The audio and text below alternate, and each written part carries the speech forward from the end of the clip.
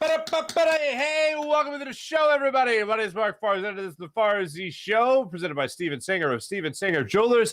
Oh, I just hope you guys just had a wonderful, beautiful Wednesday afternoon watching the Philadelphia Phillies play some baseball.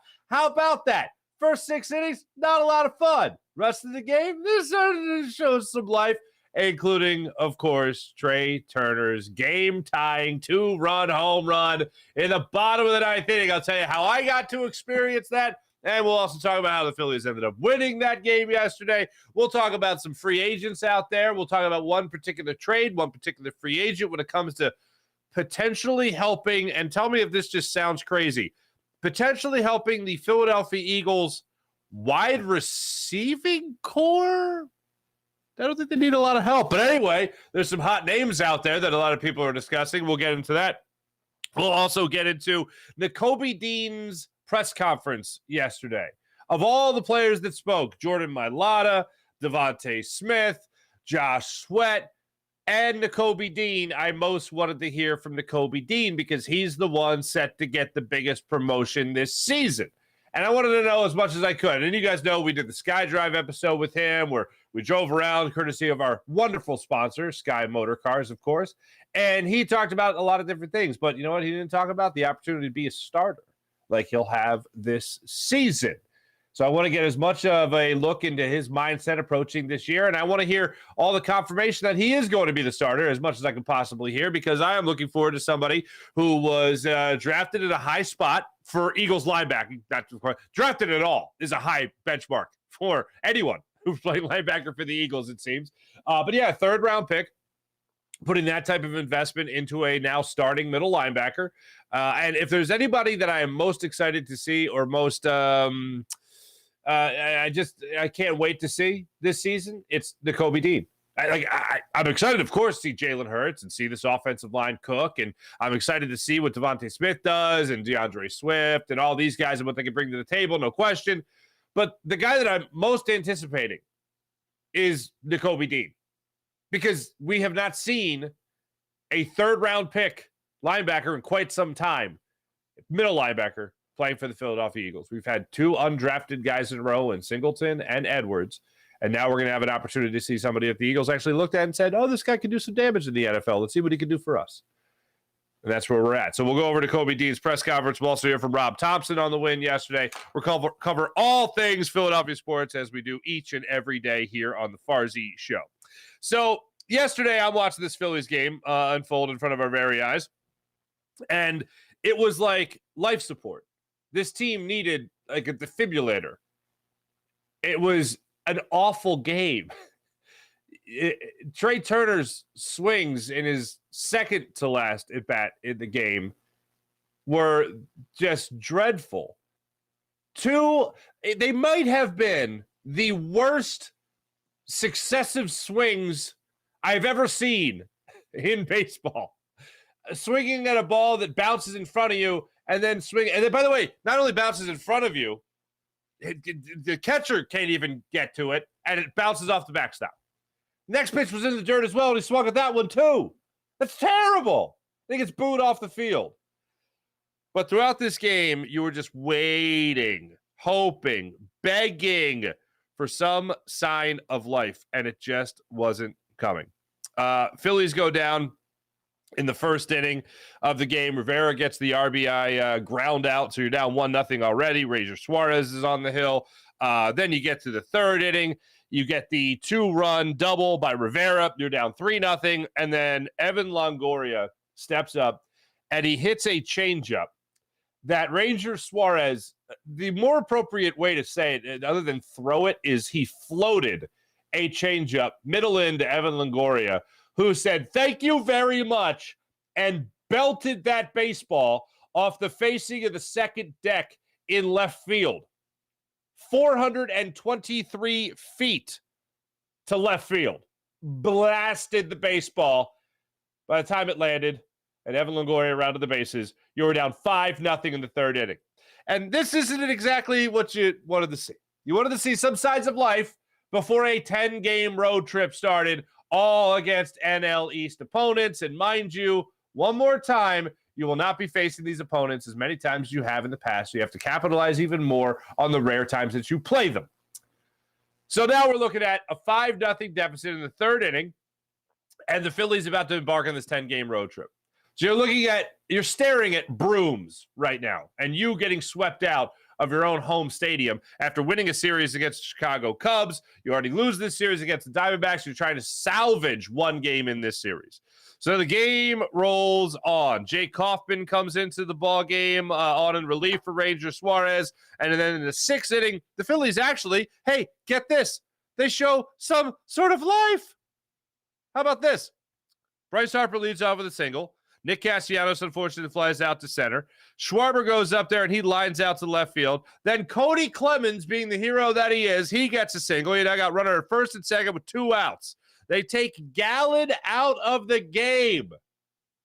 Even Tom McCarthy during the broadcast was like, why would you do this? Why would you take him out of the game? They're just taking him out of the game. He's got a 5-0 lead. He's a hell of a pitcher, having a hell of a year again. They decided to go to the bullpen. They bring in Ginkel, and Ginkel finds a wrinkle. Well, Alec Bohm finds a wrinkle in Ginkel. Alec Bohm gets the RBI single to center field. You get to play Bryce Harper there. Clemens takes third in the inning on that particular play. I don't know why he took third, but he took third. It seemed like an ill-advised – I don't know if it was him going on his own, if it was Dusty Wathan waving him to go around, but they could have not scored a run. They could not have ran a run across the plate. Harper, fortunately, was scoring on the play, but Clemens is rounding second base. He's heading for third. If they throw him out at third, Harper doesn't score. So fortunately, it was a bad throw. Clemens ends up being safe at third. Harper scores. It's now 5-1. And then Brandon Marsh comes up there with the 2-run single. It's now a 5-3 ball game. Stubbs strikes out to end the threat there in the 6th. 7th inning, they roll through. All is right with the world. 8th inning, same thing. And then the 9th inning. Now, here's something personal. So as you guys know, I've been hosting the Jacob Media post-game show following the Phillies games. And there was some conflicts, kind of came together late. And there was one particular date on the calendar that I couldn't do the post-game show. And it was yesterday's date. And I thought, you know what, this event, I have to host an event, a charity event, and I can't bail on it. It's 20 minutes from my suburban house. And I'm like, okay, hold on a second. It's 20 minutes. I can potentially do both. If the Phillies even play a halfway decent game, if they play like they're a little bit past what their average length of a game has been, I can still make this event. I can do the post-game show and still make this event. So I'm watching this game go on, and I'm like, we're not going to make it. We're not going to make it. I'm not going to be able to do a post-game show. This game's taking forever. So I think it was the 8th inning. Not only could I not do the post-game show because the game was taking so long, but in a day where I just needed the Phillies to play an average amount of time, they play their longest game of the year. Because, of course, they did, because screw my schedule. Okay, that's it for the personal thing. So now I got to go to this event. So I'm watching the Phillies game, 7th inning, 8th inning. I swear this is exactly how it happened. 9th inning. I see JT Realmuto approach the plate. I see JT Realmuto make it out.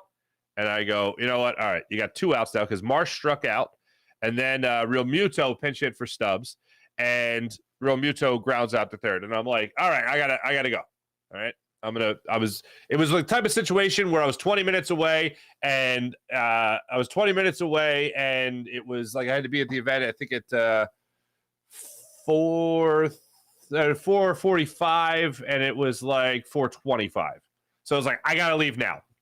So I get in the car, punching in the navigation, all that stuff, and I'm driving. And I turn the radio on. I just want to hear the reaction. I want to hear what people saying about Trea Turner, you know. And I turn the radio on, and I still hear Scott Fransky's voice. And I'm like, huh? What? What's going on?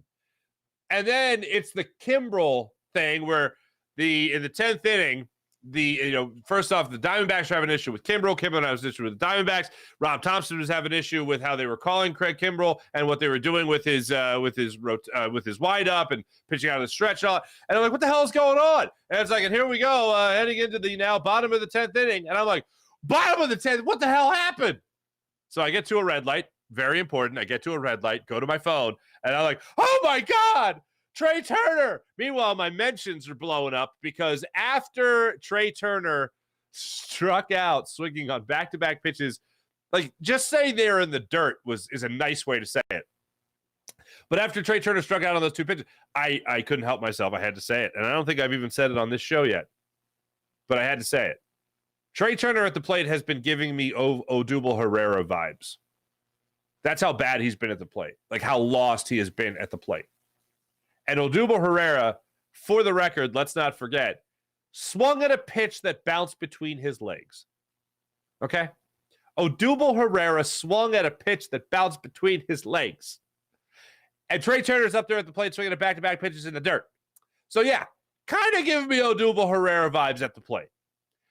So I see then on Twitter, there's a long red light, by the way.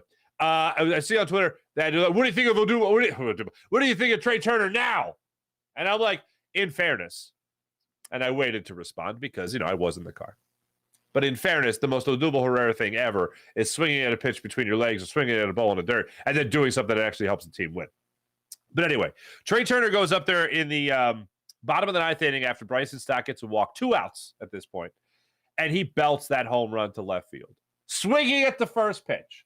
I've told you guys before, that's not something that I always get upset about. I know a lot of people don't like it. You should take the first pitch, especially against a bullpen guy you haven't seen, and Ruiz is on the bump for the whatever the hell their name is, the Diamondbacks, and he throws a hanger. Now, Jim Hyden, producer extraordinaire, he's still a baseball man. He's always a baseball man. He's never not a baseball man. But he's a ball player himself, right? He's pitched a little bit. I asked him, I said, before the show, I go, hey there, Jim, when you let go of that curveball, right, at any level, if you're throwing curveballs, from the last piece of that ball that touches your finger, when you release that ball, oh, crap. If you've ever thrown a curveball at any level, and especially like Jim, if you throw that, from the second that ball is it hasn't even left your hand yet, but you just know something's off with the grip. You just know that it feels like it might sail, it might float, it might hang.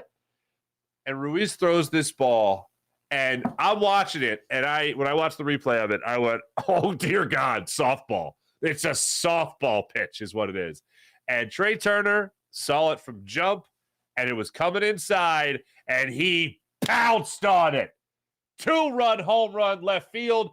Tie ball game, 5-5 against the Diamondbacks. There's life at CBP. And the people that were just booing Trea Turner off the field, and I would have been one of them if I was there, are now standing on their feet, and they're cheering their asses off for the man.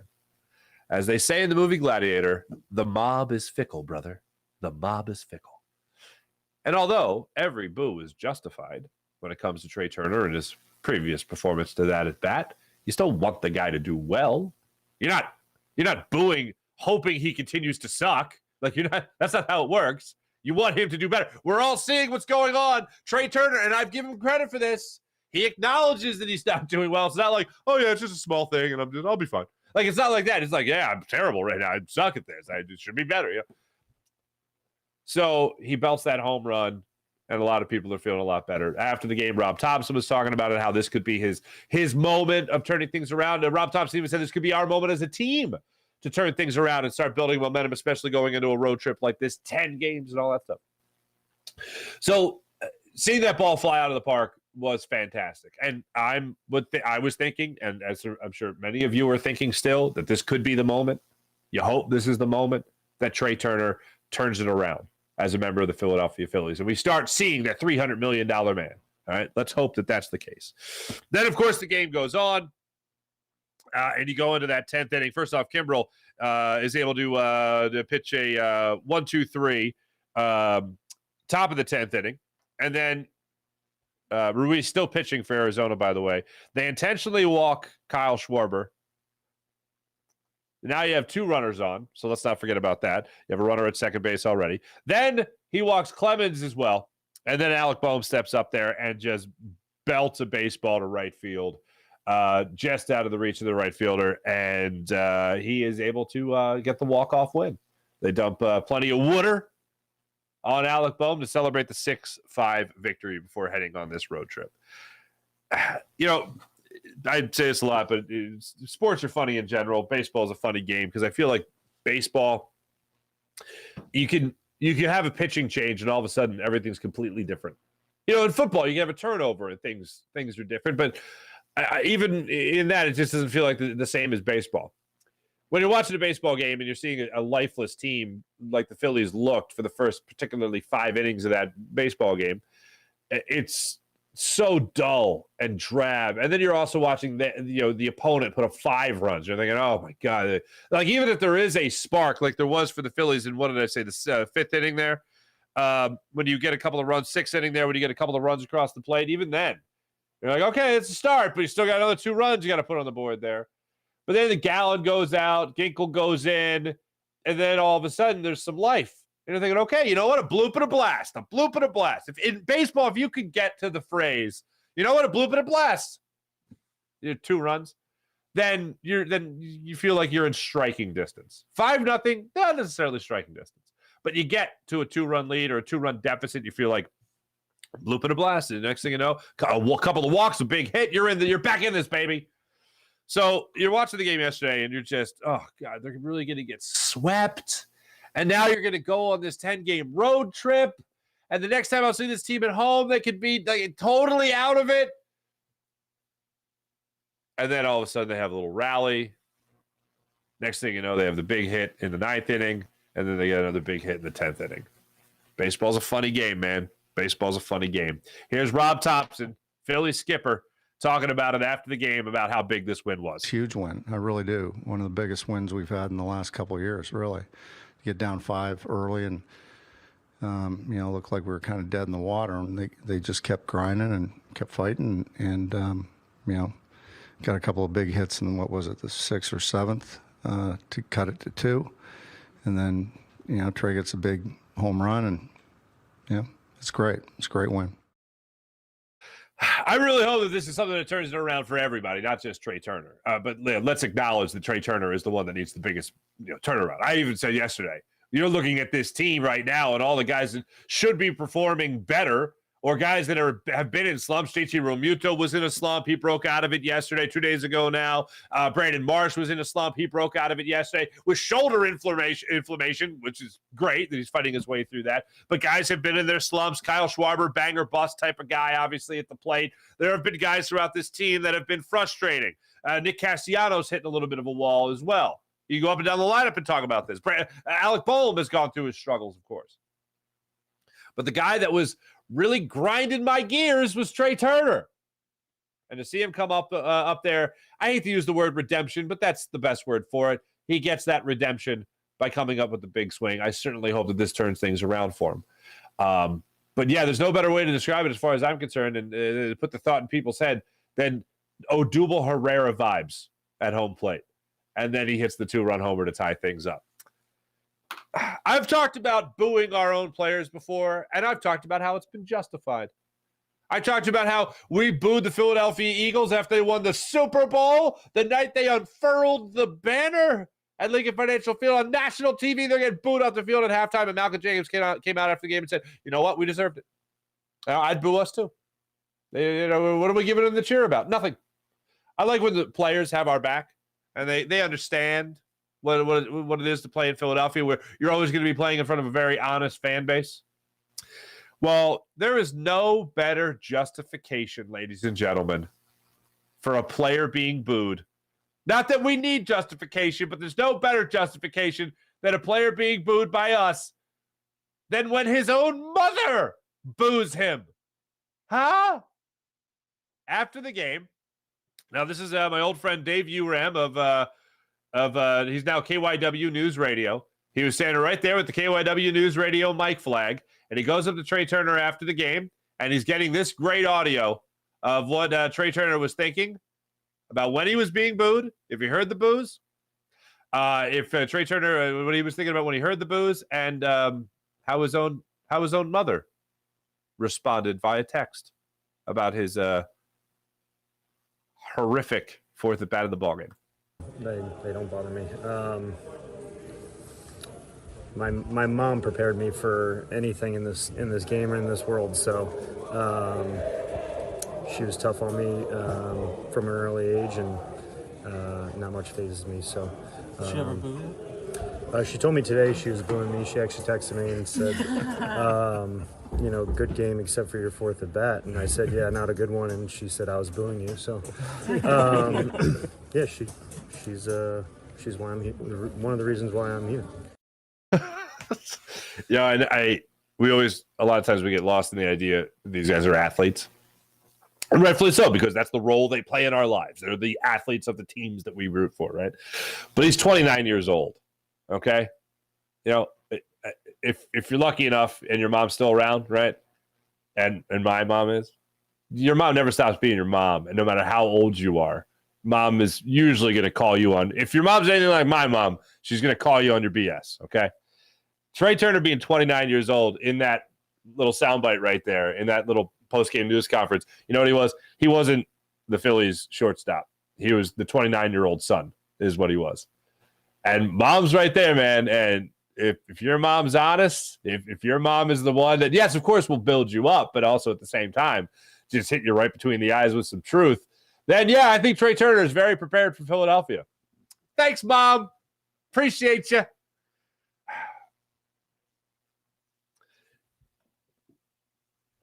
There's no way to know. They start this 4-game series in Atlanta tonight. There's no way to know whether or not this is the defining moment of Trea Turner's Philadelphia Phillies career. There's no way to know, like even comparing Bryce Harper's numbers in his first, 40 games, 30 days, whatever, 30 games as a Philly, and how they were not that great. There's no way to know that the turnaround has happened or that it's coming. But if there was an indication that it could be happening, I think the most emotional, the most clutch hit, at bat, whatever you want to call it, moment for Trea Turner just happened. That's a pretty good indication. If there's an indication that it could, you would need an epic turning of events. You would need an epic swing. You need an epic hit in the most clutch moment you can think of. And so far, that's pretty much it. Looking at this team now, 3 games under 500 before they embark on this road trip. If there was going to be a moment for Trea Turner that turned things around, I hope that in September, when the Phillies are playing those meaningful games, they look back on, May 24th, and they go, well, man, when Trea Turner first was a Philly, and he was terrible, and he was hitting 256, and then he hit that home run. Do you remember he swung at those 2 pitches in the dirt? One hit the backstop.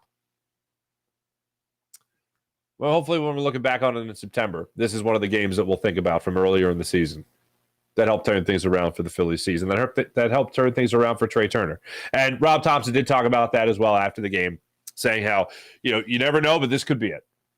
If you're going to have a moment to turn things around, this could be the moment things turn around. Not just for the Phillies, but individually Trea Turner as well. Because if you look up and down this Phillies lineup, like guys can hit. It's a matter of getting hits in timely situation, runners in scoring position, obviously. And Alec Bohm has still been the best at doing that for the Phillies, so that's been good. And even if his batting average is falling with runners in scoring position, it's still staying pretty damn good. And last night's a perfect example of that, having runners in scoring position with him coming up with the walk-off hit in the 10th inning. But the biggest thing that I think is really irking the Phillies is not consistently getting their 1-2 batters on. Now, Bryson Stott's been doing a good job of getting on base. Not great, but good. And then Trea Turner has not been good at all at getting on base. But if you get that 1-2 punch, those table setters that we were screaming and yelling for 2-3 weeks ago, they get on base consistently, the both of them, then this Phillies team can make some noise, especially with Bryce Harper having the season he's having already in the early stages of him coming back. Get some early runs in this in ball games for your starting pitchers. Get some early runs for later in the inning, later in the game for your bullpen. Those 1-2-3 punches the Phillies have going right there with Stott, Turner, and Harper, assuming this is the turning point for Trea Turner, then yeah, the Phillies offense can be a force to be reckoned with, like we thought they would be going into the season. Is it the Trea Turner turnaround? I don't know. Could it be? Is there evidence to suggest? Is it a big enough moment to have the Trea Turner turnaround? Yes, absolutely. Only time will prove that right. And let's hope that this is the moment that it is. Hey, confidence is a funny thing for ball players. We all know that. And if Trea Turner gets any semblance of confidence, then this would be a nice time to gather that. His own mother was booing him. Here's something else I know about Trea Turner's mom. One of us. One of us. One of us. She's certainly one of us. That's for sure. Boo her own kid. Damn right. Phillies are back at it against the Atlanta Braves tonight. The number 1 spot Atlanta Braves. 7:20 start time tonight in Atlanta. Like I said, it is a 4-game series. They'll go up against the lefty Dylan Dodd, who has not had the best year so far for the Atlanta Braves. Dylan Dodd, 2-1 on the season with a 6.46 ERA. He has just 3 starts to his name thus far. So if there is going to be a game where the Phillies are able to jump out and maybe get a early lead in this series, this would be the game to do so. Aaron Nola goes for the Phillies. But as for Dylan Dodd, like I said, he is a left-handed pitcher. He's coming off a 3-run, 6-inning, 8-hit performance against the Miami Marlins. Previous to that, he surrendered 7 earned runs on 10 hits against the San Diego Padres. So Dylan Dodd gets the start for the Atlanta Braves tonight, and Aaron Nola will be on the bump for the Phils. 4-3 on the season with a 4.31 ERA, and as we know, Aaron Nola in his last start had one of his best of the season. 7 innings, 2 runs, both of them earned, and struck out 10 in that 12-3 victory over the Chicago Cubs. So let's hope more of the same from Aaron Nola when it comes to his last start to now. And now also, what do we got now for Nola? 5 starts in a row of at least 6 innings of work. So, hey, let's at least go for the quality start against the Atlanta Braves. Let's hope for everything right there. And also, you know what? Let's go ahead. Let's get nuts. You want to get nuts? Let's get nuts. The Philadelphia Phillies, as of yesterday, were 7.5 games out of first place. They're now 7 games out of first place in the National League. And the other thing we're keeping an eye on here is the wild card. The Phillies right now are just a game and a half out of a wild card spot. So there you go. Look at us. Look at us, huh? Climbing the charts. Climbing the standings. Let's talk a little bit about our Philadelphia Eagles football team. I've talked a lot about the linebacker position of the Eagles. It's my most curious position. All right. How are they going to perform at the linebacker positions, particularly the middle linebacker position? Yesterday, Devontae Smith addressed the media. Devontae Smith talked about, no Super Bowl hangover. We just keep on working. Everyone's working. You just got to keep on proving yourself, right? Jordan Mailata addressed the media. Said the same thing. Got to keep working. He also went on to talk about how great Jason Kelce is. He also went on to talk about how Jeff Stoutland is not only a great offensive line coach, he's a great golf coach as well. And if you remember, about a year ago, Jason Kelce was on this very program, and he was talking about Jeff Stoutland's son is a hell of a golfer. So apparently golf runs in the family. So Stoutland's out there, and he's coaching the guys up in golf. Josh Sweat addressed the media, talking about the expectations for this coming year after a great year that he had last year. And Nakobe Dean took to the table now at the NovaCare Complex to talk about what this year means to him. A couple of the subjects covered were learning while not playing. Imagine going from a national championship, college level, to all of a sudden you're supposed to be a first-round draft pick, you're a third-round draft pick. Supposed to be a starting linebacker, you're not a starting linebacker, you're a special teamer. That's got to be tough. Nakobe Dean on last year, what he learned while sitting on the sidelines. I learned a lot, from them 2 guys that was in front of me. You kind of learn different thought processes of defenses, where I came from in college and where they came from, and, how different people look at different things on defense. So I learned everything from little techniques to little things on how the league run, how offenses run, in the league. So everything like that, you just learn throughout the season, definitely with the long season we had last year. Always digesting information. Let's not forget, and I always love bringing it up because it's wild to me, not only was he a mechanical engineering major at Georgia, but he wants to go back and maybe do pre-med. Maybe just pre-med, pass the time. Okay. So the guy is brilliant, and he has an ability, I think, to retain knowledge. Now, why didn't he play? When he's been on this show, I've tried to get to the bottom of that. Is he healthy? Yes, he was healthy. Did he know the playbook? Ask a mechanical engineering major and all that. Did you know the playbook? Yeah, I think I got the playbook. Like, he didn't answer it snarkily by any means, but he understood the playbook. Here he was on the challenge of not playing last year. I mean, you want to play. I wanted to play. Did I feel like I was ready? Yeah. But at the same time, we was rolling. We was rolling as a team. And the main thing is winning games. I'm here to, over everything is to win games, win championships. So sitting back and playing my role and doing whatever I could do to make this team better was my main focus. The alpha personality, that's the term we heard it after the draft last year. Mm-hmm. Did you have to put that aside as a backup, like pick a backup, or were you an alpha? Nah. I mean, I let my, anytime I got thoughts about something, I let that be known, no matter what kind of position I'm in, and I would do it all for being, helpful. I'm not trying to go run nothing or change it or recreate the wheel or anything like that. But any thoughts I got, I like I said, I am who I am. Yeah, definitely from the game that I'm so passionate about. But if I see something that I feel like we can do better, then I let that be known. A student of the game, always a student of the game. Good, great, grand. Now I want to see you play football. Like, it's obviously, and you guys know I like to try to get as much of a look and a view, peer into the mindset of these athletes and these coaches, managers, whatever, and listen to their press conferences and just see what's kind of going on in their head and just getting an idea for what they're going to be bringing to the table. Here's why I have faith that Nakobe Dean is going to be a very good linebacker for the Eagles. And it's got nothing to do with a third-round pick because obviously, as I've mentioned many times, we've had back-to-back undrafted middle linebackers that have performed well. They've done their job, all right? TJ Edwards, top 10 linebacker. We talked about this before, Pro Football Focus, because he did his job. Talking with John McMullen of Birds 365 and our friend Jody McDonald as well. When I've gone on their show, they've asked me about it, and they brought up the idea of him being a top 10 linebacker because that's exactly how Pro Football Focus ranked TJ Edwards, because he simply did his job. He wasn't the one to make a big mistake.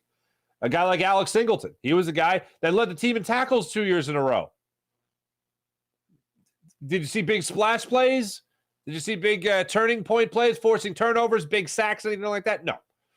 But rarely did you see linebackers in the backfield going after a quarterback in any type of blitz or anything like that. Rarely did we see it. The thing that is supposed to separate, a couple of things are supposed to separate Nakobe Dean from TJ Edwards and Alex Singleton. Speed, quickness, and something else he was asked about yesterday during his press conference, instincts. It's just understanding what's around you. And I make this argument all the time when it comes to what separates the great athletes from the good athletes. You could find, just athletically speaking, a lot of guys in the NFL that could run the same 40 time, have the same shuttle drill, same reps when it comes to 225 at the bench press and all that. You can find a lot of guys who do the same thing, athletically speaking. So what's the difference? What makes the good athlete a great athlete? And what makes the great athlete a Hall of Famer, right? It's all up here. It's all between the ears. It's all how they take the information in front of them, have it clang around in their old brain, and then how they react to that information. The instinct is one of the biggest things to talk about, one of the biggest factors for any athlete. Seeing the information, processing the information, and making the right decision. Having good instincts is the easiest way to say that. And I think Nakobe Dean has those natural instincts. Now, we'll see the ultimate test, whether or not he can do that at the NFL level, but he certainly did it at the college level. And he is a guy that can, with great instincts, be a difference maker on defense. Now, every once in a while, his instincts might tell him the wrong thing and he'll make a mistake. But I think on the other side of that are going to be some big splash plays that we have not really seen from Eagles linebackers over the last, million years, it feels like. So I cannot wait for the season to start for a multitude of reasons. Jalen Hurts playing, what does happen with the Eagles defensive line, Nolan Smith, Jalen Carter, Jordan Davis in his sophomore season in the NFL, what Brandon Graham can bring to the table, everything. Everything that we've talked about throughout the season, what DeAndre Swift's role is going to be, if Rashad Penny can stay healthy, there's a lot of things that I'm looking forward to seeing. But the number one thing is Nakobe Dean at linebacker for the Philadelphia Eagles, starting linebacker for the Philadelphia Eagles. I want to see if making the investment of a third-round pick and potentially getting the steal of the draft, I want to see if that actually pans out. I want to see if that guy is actually playing up to the level a lot of people thought he could play at when they thought he'd be a first-round pick, and at worst, a second-round pick. Falling all the way to the third round? What? I want to see if they can really get a huge steal out of all this. And I want to see if they're going to have a playmaking linebacker. Because you're talking about Trotter. It's the name we always go back to. But unfortunately for the Philadelphia Eagles, that's the number one name people look at. Michael Kendricks had some big plays for the Eagles, but not on the regular. But I look at this Eagles team, and I look at this possible, the potential that's there at the linebacking spot right now with Nakobe Dean. And I got my fingers crossed, and I just can't wait to see it come to fruition. Now, that's one change the Eagles are going to be going through this season. There's a couple of other rumored changes that are out there.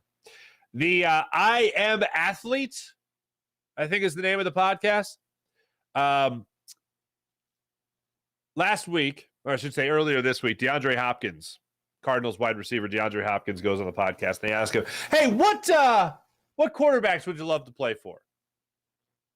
And DeAndre Hopkins, the 31-year-old wide receiver, all-pro wide receiver, he goes out there on the podcast and he says Jalen Hurts is one of the quarterbacks he'd love to play with.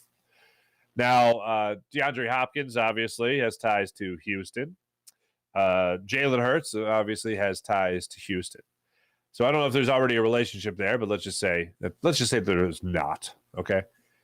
Bottom line is the way Jalen Hurts plays football is going to attract players here on both sides of the football because ring shopping has become a very popular thing in Ndamukong Suh, Linval Joseph, and potentially not DeAndre Hopkins in this particular case, but Julio Jones is another name that's being linked to the Eagles right now.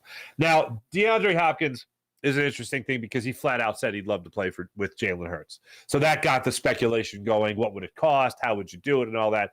I think DeAndre Hopkins is one of the best wide receivers I've ever seen play football. He's made some of those spectacular catches I've ever seen anyone make playing football. One-handed catches, just always being – he's always open is the thing with DeAndre Hopkins, right?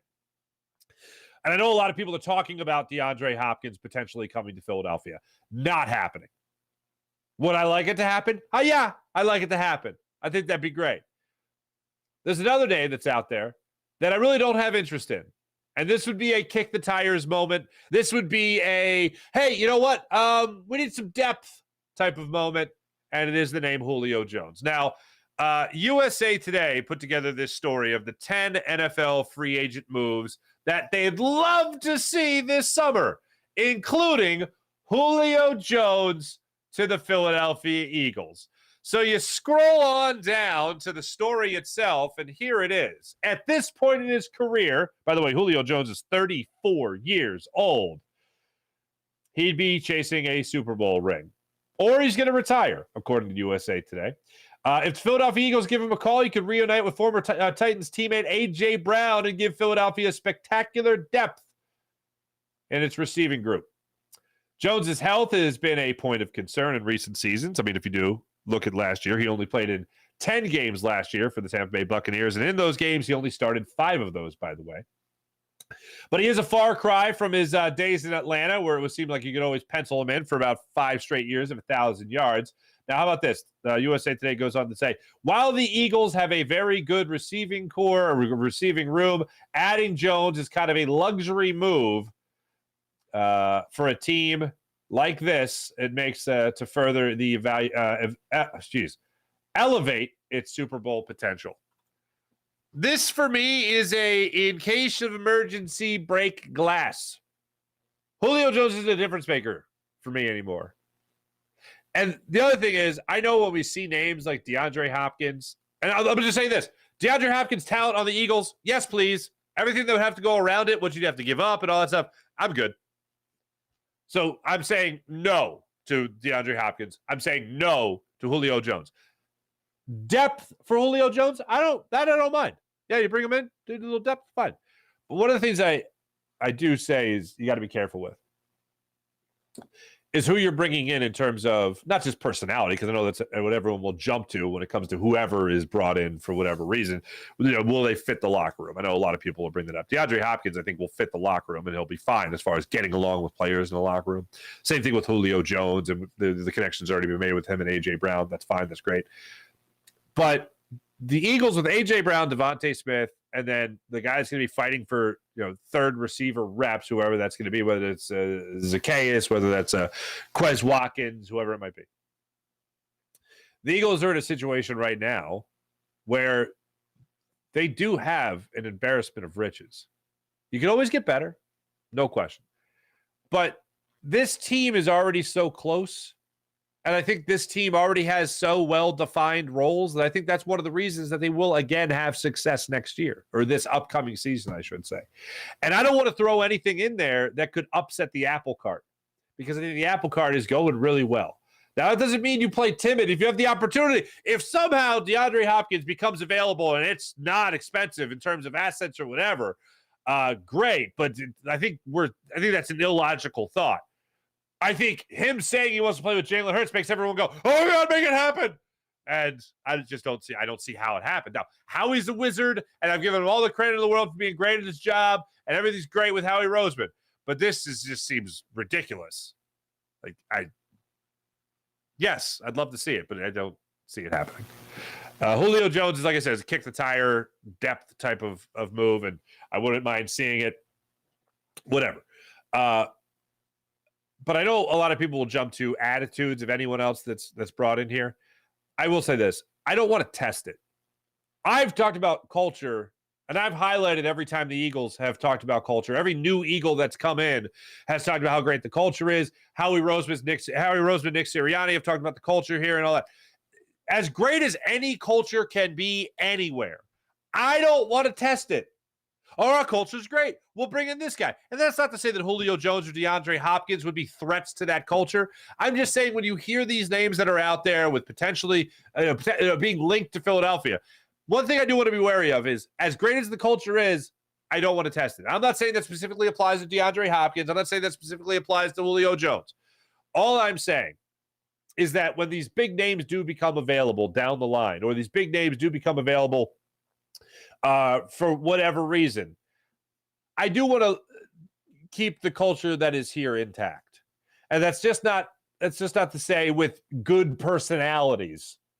Like, oh, but everyone's a really nice guy. No, I'm not talking about that. I'm also talking about the culture that's established with the rhythm of the offense, the culture that's established with everyone already knowing their roles. You throw some wrenches into that, and all of a sudden it could come tumbling down. It could be a house of cards type of moment. Remove the one card, everything falls down. I do want to be wary and respectful of that. But damn, the idea of adding talent like DeAndre Hopkins is obviously interesting, obviously eyebrow raising, and obviously worth the discussion and worth some excitement. But it's not worth getting your hopes up, because I see it next to impossible. Now, if the Cardinals go into some kind of fire sale moment, they're going to have a lot of bidders. And I wouldn't want to see the Eagles give up a lot of assets to just have an embarrassment of riches of something they already have the riches at, which is a pretty damn good wide receiving core and overall a stacked offense. Like, the thing is, you look at the Eagles right now, and you have this great offensive line. You have great running back room, I feel. I mean, Kenny Gainwell and DeAndre Swift, fantastic. Like, that's a great 1-2 punch.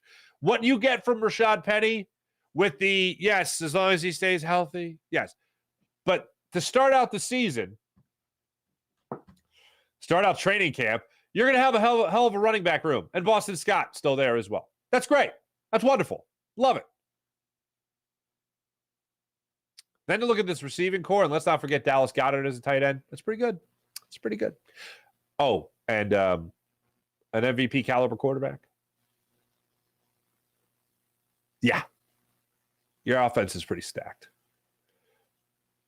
When you see these names out there, Julio Jones, DeAndre Hopkins, it's great. You can get excited. One way more than the other. As one would be huge impact, one would be depth. I really don't hear much more about this Eagles offense. I think you're just talking about sexy names when you're talking about making additions to the Eagles offense. When it comes to the defense, who's your starting safety opposite Reed Blankenship?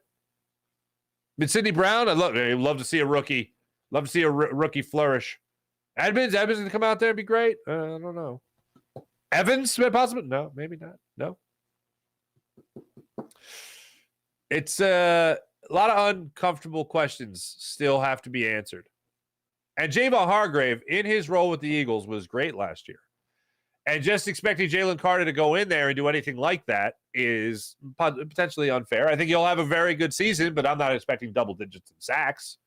Jordan Davis, the step forward, will he take it? Hopefully. Nakobe Dean, same thing. I'm hyping him up, and I want to talk about the guy, and I'm hoping he does great. And it's, to me, the most intriguing. That's the word I was looking for earlier. The most intriguing position right now with the Philadelphia Eagles is the middle linebacker spot. The biggest question mark, though, I think, is the safety position and what happens there. And even if a rookie like Sidney Brown wins the job out of camp, how is he going to perform when the season starts? These are all big question marks. Most of my question marks, my biggest question marks with this team, are on the defensive side of the football. So when we can start talking about names to add to that, that's when I'll get even more excited, because that'll be even more potential of happening. So I'm going to go ahead and cross my fingers that that's the case more than anything. Let me tell you about Steven Singer. Steven Singer Jewelers, the other corner of 8th and Walnut, right there on Jewelers Row. Steven Singer Jewelers, one place, one price, the perfect price, online at IHateStevenSinger.com. That's IHateStevenSinger.com. Now, what is the perfect price? Well, the jewelers are marking things way up just to mark it down a couple of bucks in front of you after you haggle and negotiate and feel like you're begging. Steven Singer is giving you that perfect price, which means it's already marked down. You don't have to worry about negotiating. You don't have to worry about haggling or begging or anything like that. All you have to worry about is what piece of beautiful, dazzling diamond jewelry you want to buy from a real jewelry expert at Steven Singer Jewelers. And you'll get treated like a real family member at the other corner of 8th and Walnut. Steven Singer Jewelers, one place, one price, the perfect price, online at IHateStevenSinger.com. That's IHateStevenSinger.com. How about the amazing people at Freestone Farm CBD, FreestoneFarmCBD.com. You'll love their tropical tasting Bayax that clocks in at a chart-topping 24.1%, and Super CBD, which is half Hindu, Kush, and 21%. Genetics of these guys are off the charts, so try Freestone Farm CBD at FreestoneFarmCBD.com. Use promo code Farzy for 20% off. How about Manscaped, the leader in below-the-waist grooming? Skin-safe technology helps reduce the risk of nicks so you can manscape with confidence and comfort. So go to manscaped.com. Use promo code Farzy for 20% off and free shipping. You'll love the Platinum Package 4.0, which is the best hygiene bundle yet. Platinum Package 4.0. It comes with their Lawnmower 4.0 trimmer, as well as their Weed Whacker ear and nose hair trimmer. And yes, once again, they come with skin-safe technology that helps you reduce the risk of nicks, so you can manscape with confidence and comfort. Go to manscaped.com. Use promo code Farzy for 20% off and free shipping at manscaped.com. How about PHL Sports Nation? Philadelphia Sports Nation, enhancing your Philadelphia sports fan experience across all social media and blogs. That's PHLSportsNation.com. Let's get to the chat check, see how you guys are doing. April, good morning. What a great game yesterday. Ring the bell. That's why you got to watch every inning. Sean Kilray, what's going on? Sean Kilray, Trea Turner mom even boos him. He's a certified Philly fan. She's a certified Philly fan, like they said. Jim's chiming in. One of us. April, I was thinking the same thing. I was watching the clock, too. I had to get my kid to her choir concert. Oh, what are we singing? That is the worst. When you're watching a game and you're into the game, and maybe it hasn't been much of a game, it's been boring, and then it starts to build and build and build, and you're like, I gotta watch the game, but I gotta go. And especially if you're out of market, April, like you. If you're out of market and you can't just like pop the game on the radio, that sucks. Sean Kilrain, this season is early. Phillies have a lot of fight in them. It's definitely a roller coaster ride. Like did I say this on the show yesterday, or did I say this on the post-game show 2 days ago? I think I said it yesterday on the show. I am mad at the Phillies. Like, being mad at a baseball team in May. Like, I think that sums it up well. I'm as mad as you could be for it only being May. That's where I'm at. And I'd love to believe that the Phillies have some kind of crazy turnaround in them. I'd love to believe that you're going to see a type of turnaround that you saw last year. I'd love to see that you're going to have a, fire the manager type of turnaround as the Phillies did last year. But I can't believe it until I see it. And the Phillies got this 10-game road trip here, as we all know. What is a real expectation that you have? Hit me up in the comments. What's a realistic expectation that would actually get you excited about the Phillies for the remainder of the, let's say, pre-All-Star break part of the season? And then maybe even a little after that. But, what's a realistic number that would make you excited for the rest of the year? That would that would really build your excitement. Is it, they got to win 10 out of 10. 10-game winning streak. Okay. 7? 6? Go 500, but with good optics? What is the number? Going into this 10-game road trip, realistic number, without being way too optimistic or way too pessimistic. I'm not going to tell you 5. I'm not going to hedge. But I'm going to tell you right now, if the Phillies just win this road trip, if they find a way to hammer out 6 of the 10 wins 4 against the Braves, let's not forget, 3 against the Mets, and then 3 against the Marlins, the dreaded Marlins. You win 6 games out of the next 10, I'm going to be pretty excited about that. If the optics are great, I'll be even more excited about it. If you somehow steal 7, I'm putting this team in the World Series. That's where I'll be. That's where I'll be.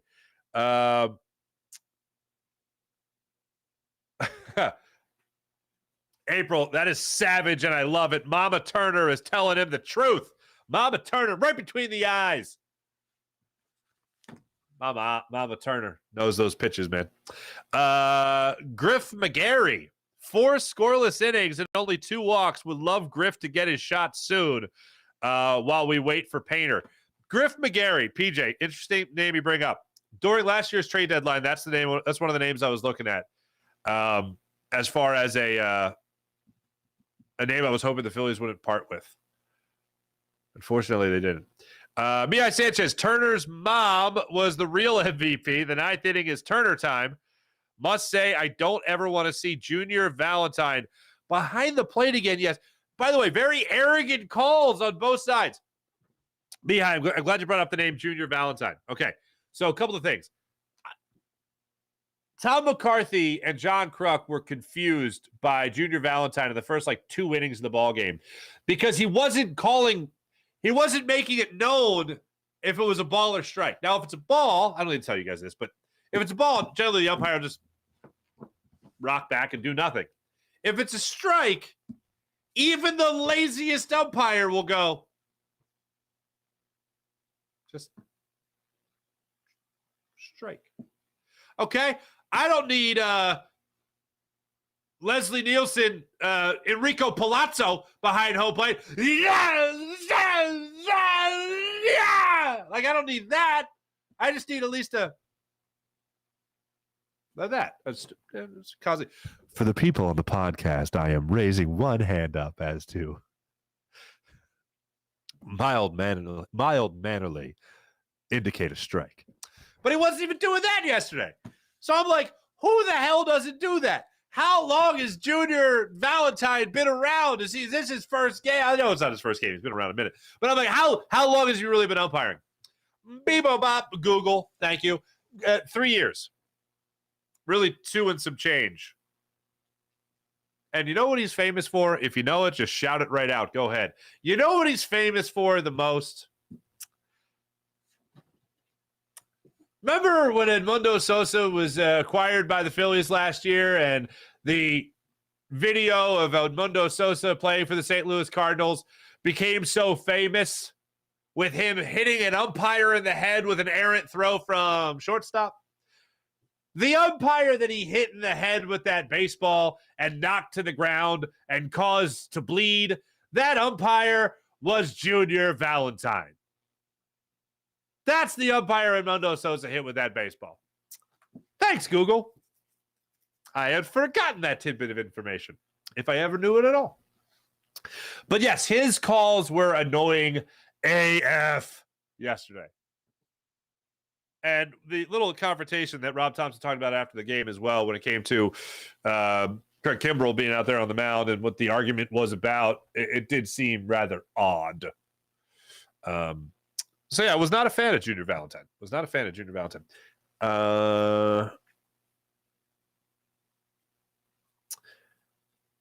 Where am I at? Mihai Sanchez, hopefully this is the Phillies Turner spark.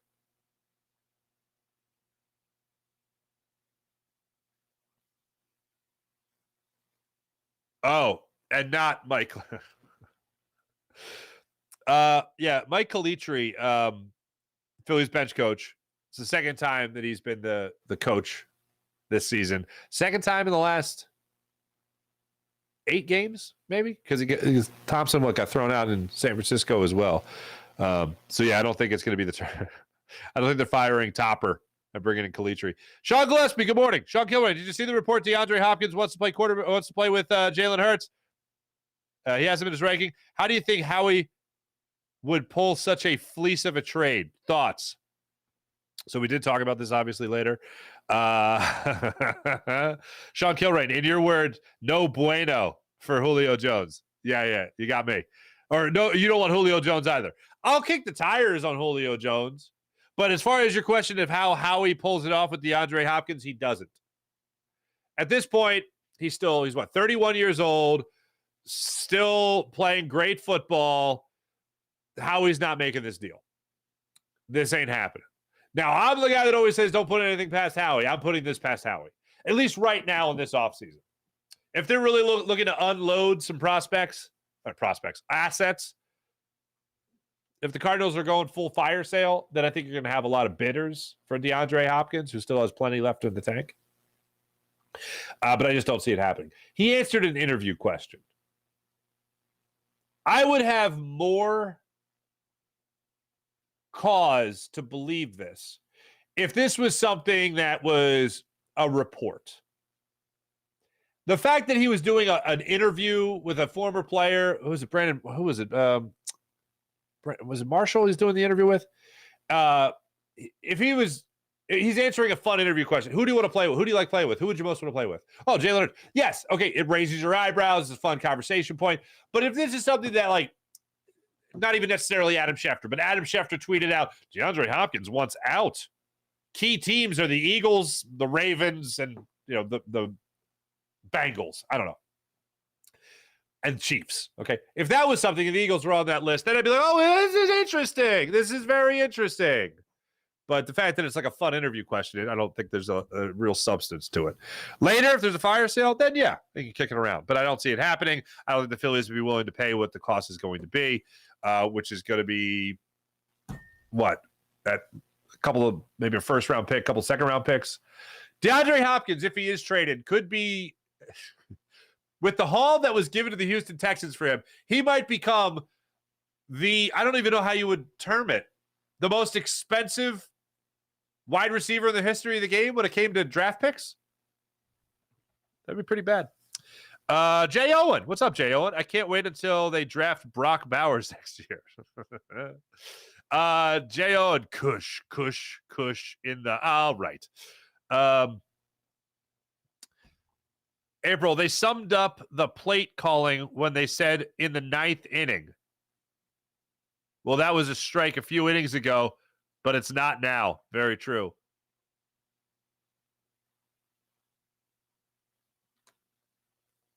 T-Bro, I'm sorry. I'm trying to read that. Oh, you want the... T-Bro, what? No, I'm sorry. I want the strike. I want that too. I like that. That's what I want. You know what it reminded me of? I remember when I just started watching baseball. I honestly, God, I remember this. Because I played Little League and then started really watching baseball. Like that was the order for me. And I, thought that the Little League umpires were supposed, I thought the Major League Baseball umpires were supposed to be just like the Little League umpires. Like they say, ball 1, ball 2, ball 3, walk, strike 1, strike 2, strike 3, you're out. And then you watch Major League Baseball and you don't see any reaction for a ball. And then you see a little meh reaction for a strike. And then occasionally the big ring up. Rah! And I enjoy the ring up. I think that's rock them up. I enjoy that. But yeah, every once in a while, an Enrico Palazzo, that would be a lot of fun. That kind of demonstration would be a lot of fun to watch. No question about that. Thanks, everybody, in the chat. You guys are great, as per usual. Let's get to the morning rush. Brought by Sky Motorcars, skymotorcars.com. Tonight, Philadelphia Phillies start their 10-game road trip, as we mentioned many times on the show. Aaron Nola will get the ball tonight for the Phillies. 7:20 start time. God, I hate that. 7:20 start time. Screw you, Atlanta. 7:20 start time. Aaron Nola gets to start against lefty Dylan Dodd. So that happens. Tonight, I'll be with you guys on the Jacob Media Phillies post-game show after the game. So it's not just a clever name. And then tonight, of all nights, ladies and gentlemen, the Boston Celtics look to stay alive and, again, stave off elimination against Jimmy Butler and the Miami Heat. Tip-off tonight, 8:30. We're back in Boston as the Celtics take on the Heat in Game 5 of that 7-game series. 8:30 tonight in Boston. It all goes down. Thanks for watching. Thanks for listening. This is the Farzy Show presented by Steven Singer of Steven Singer Jewelers. One place, one price, perfect price. Online at IHateStevenSinger.com. It's IHateStevenSinger.com. Jim Hyden produced the program today. Wonderful job as per usual. Check in with you guys tonight after the Phillies game on the Jacob Media YouTube channel for the Phillies post-game show. And then I'll be back with you guys again tomorrow morning as well for a Friday going into Labor Day. Friday going into Memorial Day edition of the Farzy Show. Have a great rest of your day, everybody. Talk to you tonight and tomorrow. See you.